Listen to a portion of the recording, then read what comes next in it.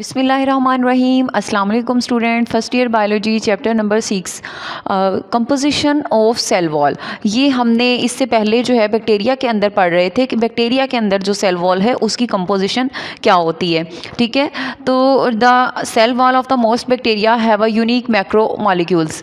के जो cell wall होती है बैक्टीरिया की उसके अंदर क्या होते हैं, यूनिक मैक्रो मॉलिक्यूल्स होते हैं कॉल्ड पेप्टाइडोग्लाइकन, जिनको क्या कहा जाता है, पेप्टाइडोग्लाइकन कहा जाता है। ठीक है, तो it is most almost amount जो होती है इसकी different in different type of bacteria, यानी कि ये जो सेल वॉल के जो माइक्रो मॉलिक्यूल्स हैं जो पेप्टाइडोग्लाइकन हैं इनकी amount different type of bacteria के अंदर क्या होगी, डिफरेंट होगी। ठीक है, तो it is composed of long chain of जो है किसकी लॉन्ग चेन से बनते होते हैं, कंपोज्ड ऑफ लॉन्ग चेन और फ्रेमवर्क ऑफ ग्लाइकन। ग्लाइकन जिसको हम ग्लूकोज कहते हैं, ग्लूकोज चेन होती है, और ये जो ग्लाइकन चेन होती है link with the peptide fragments. Peptide मतलब इसके अंदर वो पॉलीपेप्टाइड सीक्वेंस आ जाएगा। ठीक है, तो ये ग्लूकोज और पेप्टाइडोग्लाइकन से मिलके बनी होती है। The intact cell wall also contain some molecules. अब इंटैक्ट सेल वॉल जो होती है also contain some molecules of sugar के, थोइक एसिड के, लिपोप्रोटीन एंड लाइपोपॉलीसैकेराइड्स। ठीक है, तो ये जो इंटैक्ट वॉल है, इंटैक्ट मतलब जो बिल्कुल सीधी उसके अंदर वॉल होती है, वो आमतौर पे किस चीज़ से बनी होती है, लिपोप्रोटीन से बनी होती है, सैकेराइड से बनी होती है, और इसके अंदर थोइक एसिड, शुगर वगैरह मौजूद होती हैं। ये मॉलिक्यूल जो होते हैं आर लिंक्ड विद पेप्टाइडोग्लाइकन। ये सारे मॉलिक्यूल्स का ताल्लुक किसके साथ होता है, पेप्टाइडोग्लाइकन के साथ होते हैं। देखिए पेप्टाइडोग्लाइकन हमारे पास क्या है, वही ग्लूकोज की चेन है जिसके अंदर सीक्वेंस ऑफ अमाइनो एसिड्स रखा जाता है। सही है, अब ये सारी इस तरह की इसकी कंपोजिशन होगी कि आमतौर पर किससे बनी है, ये प्रोटीन से, पॉलीसैकेराइड से, शुगर से। सही हो गया। अब ये जो सेल वॉल है, cell wall is present in gram positive bacteria, gram positive bacteria में प्रेजेंट होती है, and absent in gram negative bacteria. पीछे जब हमने डिफरेंस पढ़ा था बैक्टीरिया पॉजिटिव का और नेगेटिव का, तो हमने बताया था कि ग्राम पॉजिटिव के अंदर मौजूद होती है और ग्राम नेगेटिव के अंदर नहीं होती। सही हो गया। Some bacteria have no cell wall, और कुछ बैक्टीरिया ऐसे होते हैं जिनके अंदर टोटली सेल वॉल नहीं होती। The cell wall of archaebacteria is different. ठीक है, अब ये जो आर्चियोबैक्टीरिया की सेल वॉल होती है फ्रॉम अ यू बैक्टीरिया से डिफरेंट होती है। देखिए आपको पता है एशियन बैक्टीरिया जो थे उनको आर्चियोबैक्टीरिया कहा जाता था, और यू बैक्टीरिया क्या होते हैं, जो कि ट्रू बैक्टीरिया होते हैं। सही है, तो इन दोनों की जो सेल वॉल है उसमें क्या है डिफरेंस, राइट।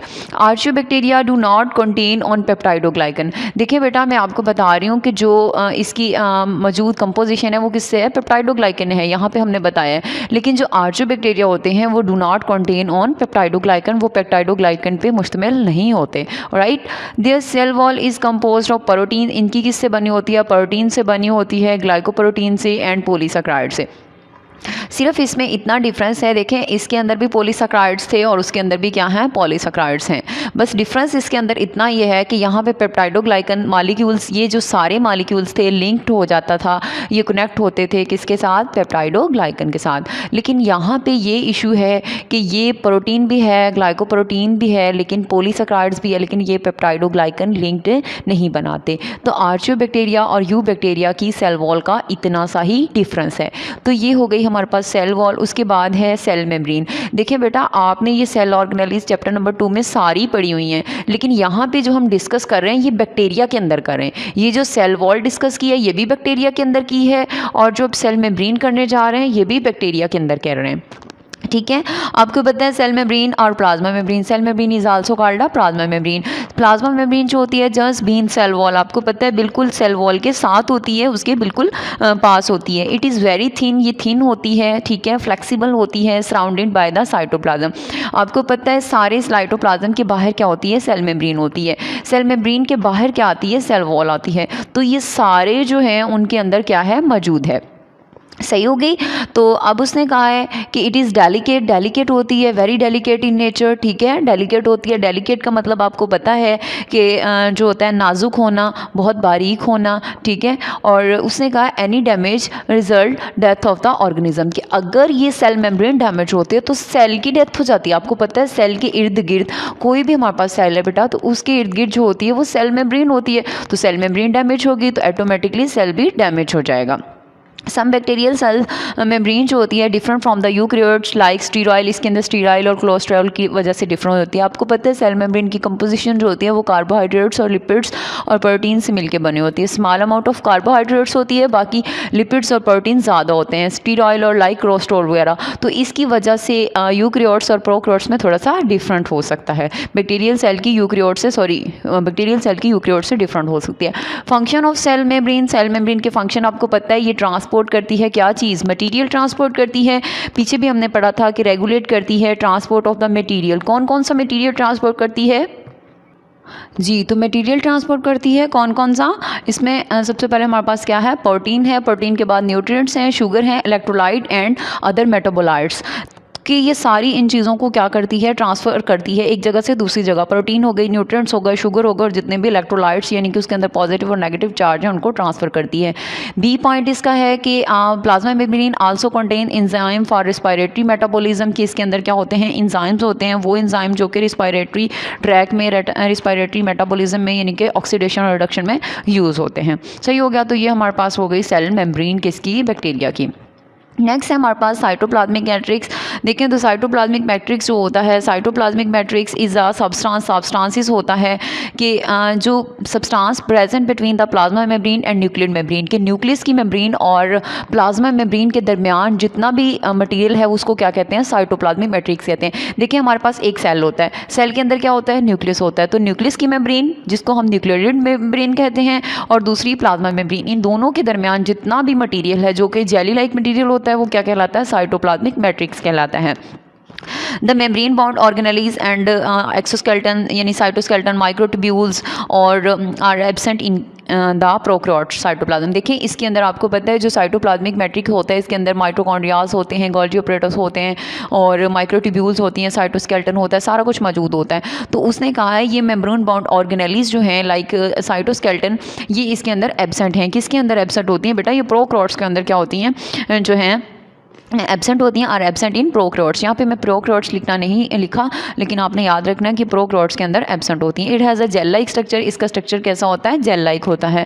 तो एवरीथिंग जो इसके अंदर प्रेजेंट होती है उसको क्या कहते हैं, प्रोटोप्लास्ट कहते हैं। यहाँ से छोटी सी डेफिनेशन निकलती है, प्रोटोप्लास्ट क्या होता है, तो आपको पता होना चाहिए कि जो चीज़ साइटोप्लाज्म के अंदर मौजूद है उसको क्या कहते हैं, प्रोटोप्लास्ट। तो नेक्स्ट हम देखते हैं जी स्टूडेंट्स, तो हम बात कर रहे थे साइटोप्लाज्मिक मैट्रिक्स की। तो साइटोप्लाज्मिक मैट्रिक्स के अंदर प्रोटोप्लाज्म होता है, ठीक है, जो सारा मटेरियल है।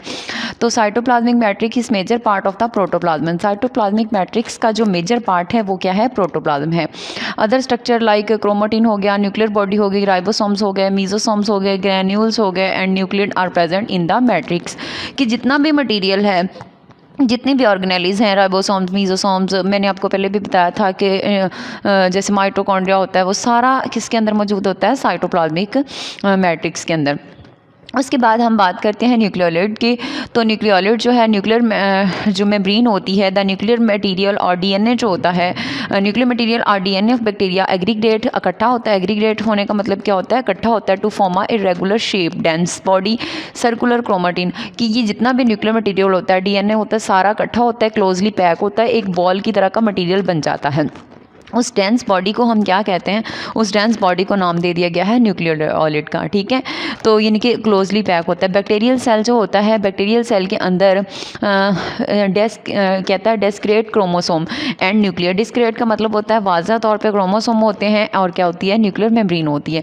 ये जो न्यूक्लियर मटेरियल होता है और डीएनए जो होता है present in the centre of cell composed of the single circular और डबल क्या है, स्ट्रैंडेड डीएनए। कि डबल स्ट्रैंडेड डीएनए और सिंगल सर्कुलर डीएनए जो होता है उसके अंदर तमाम ये मटेरियल जो होता है वो क्या होता है, क्लोजली पैक होता है। सही हो गया। तो अब हमने देखना है कि इसके अंदर जो न्यूक्लियड है are also contain nuclear body. इसके अंदर न्यूक्लियड के अंदर क्या होती है, न्यूक्लियर बॉडी होती है, क्रोमेटिन्स होते हैं, बॉडी आर न्यूक्लियर रीजन।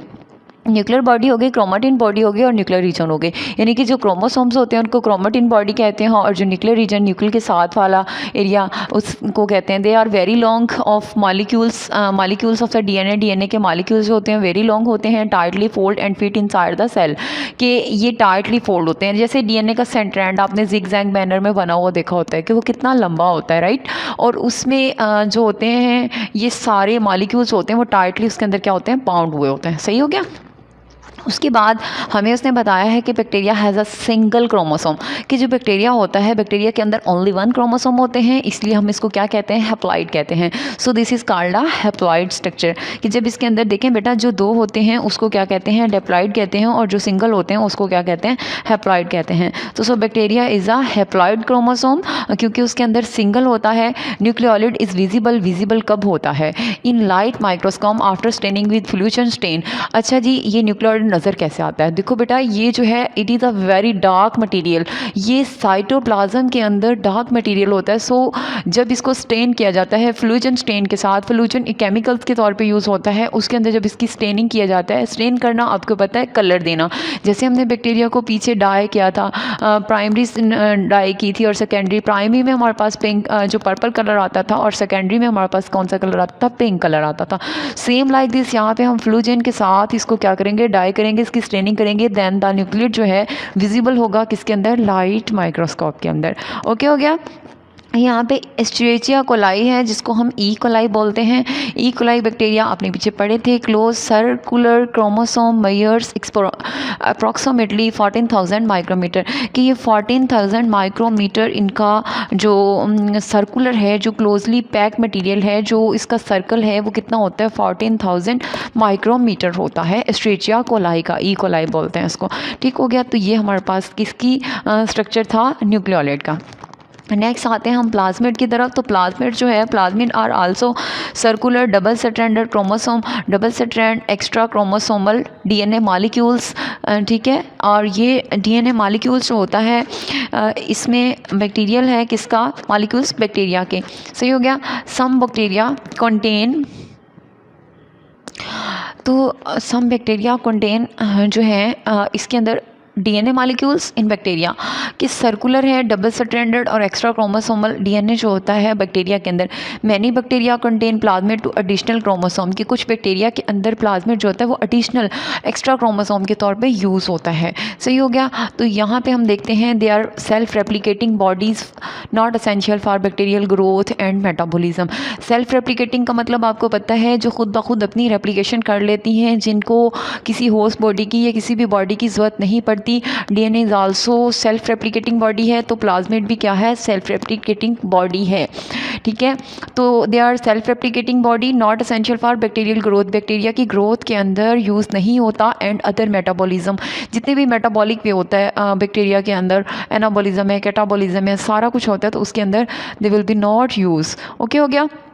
उसके बाद है they contain drugs heavy metal resistance gene. हाँ जी, इसका काम क्या है, ये काम इसके जो हैं they are following perform they plasmid perform following functions. इसके फंक्शंस जो हैं वो ये है कि ड्रग हैवी मेटल, कि किसी भी ड्रग का या हैवी मेटल्स का जो असर है उसको क्या करता है, ज़ायल करता है, रेजिस्टेंस जीन की रेजिस्टेंस करना, ज़ायल कर देना। ठीक है।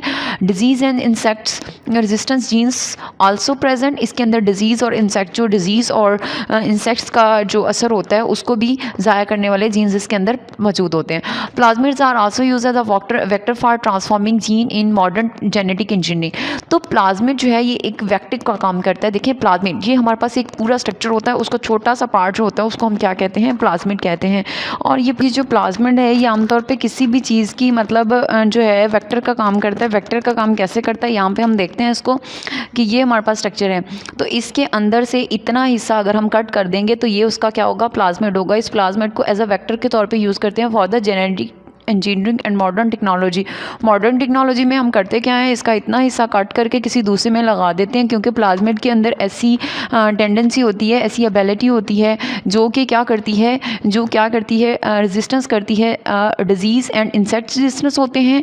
दे कंटेन ड्रग्स के, और जितनी भी डिजीज़ जो भी मटीरियल्स के ऊपर असरअंदाज होते हैं उनको क्या कर सकता है, ये रेजिस्ट करता है। सो इसका इस तरह से हम जो है इसको वेक्टर के तौर पर यूज़ करते हैं। तो यहाँ तक आपने करना है। नेक्स्ट हम राइबोसोम्स नेक्स्ट पढ़ेंगे। ठीक है, अल्लाह हाफिज़।